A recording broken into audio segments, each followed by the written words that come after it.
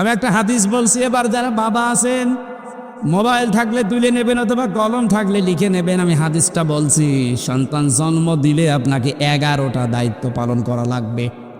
কয়টা? যদি পালন না করেন কিয়ামতে আপনি আসামি হবেন আল্লাহর দরবারে।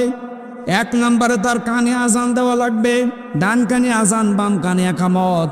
অথচ এটা আজ বিভিন্ন হাসপাতালে বাচ্চা হওয়ার কারণে ক্লিনিকে এই সিস্টেমগুলো আমরা অনেকে তুলে দিয়েছি। এখানে আজান একামতের কোনো চেষ্টা হয় না, কোনো সিস্টেমও নেই। বের হওয়ার পরে শুধু টাকা নিয়ে দৌড়াদৌড়ি হয়, আমার বকশিস দেন। এই সিস্টেমটা নবীজি কেন দিয়েছেন জানেন? কারণ একটা আলাদা জগতে ছিল, ওখান থেকে নতুন একটা জগতে আসার পরে ওর কানের ভেতরে আওয়াজটা দেওয়া হচ্ছে, এখানে কিন্তু সব চাইতে বড় আল্লাহ। প্রথমেই যদি তাকে আওয়াজ দিয়ে দুনিয়াতে বের করা হয় আল্লাহ হু আকবার, ও জীবনে কোনোদিন আল্লাহর চাইতে অন্য কাউকে আর বড় মনে করবে না। আমাদের কানে অনেকের মনে হয় আওয়াজ পৌঁছায়নি। সিস্টেমটা চালু করে রাখবেন। 2 নম্বর তার একটা অর্ধবোধক নাম রাখা। 3 নম্বরে তার আকিকা দেওয়া। সামর্থ্য থাকলে এটা যদি 7 দিনের সুন্নাত দিতে পারেন তাহলে বিপদ আপদ আল্লাহ দূর করে দেবে। আগত যে বিপদ আসতেছে এগুলো আল্লাহ দূর করবে। 4 নম্বরে তাকে কোরআন শেখানো।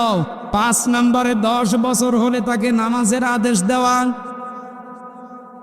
10 বছরের পরে আস্তে আস্তে তার বিছানা আলাদা করে দেওয়ার চেষ্টা করা। 10 বছর পরে ছেলে তার মায়ের কাছে আর থাকতে পারবে না, মেয়ে তার বাবার কাছে থাকতে পারবে না। যদি কোনো অঘটন শয়তানের ধোঁকায় বা অনিচ্ছাকৃত ঘটে যায়, সারা জীবনের জন্য ওই বাবার জন্য স্ত্রী হারাম হয়ে যাবে। আপনি না আদর করে রাখছেন, এটা আদর করতে গিয়ে এমন জায়গায় পৌঁছিয়ে যাচ্ছে, সতর্কতা না হওয়ার কারণে শেষে আর এই জিনিস আর ঘুরিয়ে পাওয়া সম্ভব না। আমি আর নিচে নামলাম না, এই জন্য আপনাকে ইঙ্গিত দিলাম। 10 বছরে নামাজের আদেশ দেবেন। 10 বছরে নামাজ না পড়লে ওকে মারধর করার নির্দেশ আছে। এরপরে বিছানা আলাদা করা লাগবে। নবীজি এরপরে বলেন তাকে ঘোড়া চালানো, তীর চালানো, সাঁতার শেখা, এগুলো অভ্যস্ত করো। এখন বলেন আমি ঘোড়া চালিয়ে করব কি, তীর মারা শিখে করব কি, সাঁতার শেখা না। এইটা দিয়ে নবীজি বোঝাতে চেয়েছেন তাকে কর্মক্ষম গড়ে তোলো। অক্ষম করো না, অলস করে গড়ে তুলো না। হঠাৎ করে যদি কোনো অঘটন ঘটে যায় যে তুমি বিদায় নিলে, তোমার বউ মারা গেল, এই ছেলেটা যেন দুনিয়ার এই সঙ্গিনে অন্তত চেষ্টা, সাধনা, কর্ম, পরিশ্রম করার মাধ্যমে টিকে থাকতে পারে। কথা বোঝাতে পেরেছি? তাকে ঘোড়া চালানো শেখানো লাগবে, এটা না। ঘোড়া যেহেতু দ্রুত যায়, তীর যেহেতু দ্রুত যায়, সাঁতার যেহেতু কষ্টের কাজ, তাহলে দুনিয়ায় টিকে থাকার জন্য এরকম কোনো কাজে আপনি তাকে লাগান, তাকে অভ্যস্ত করান।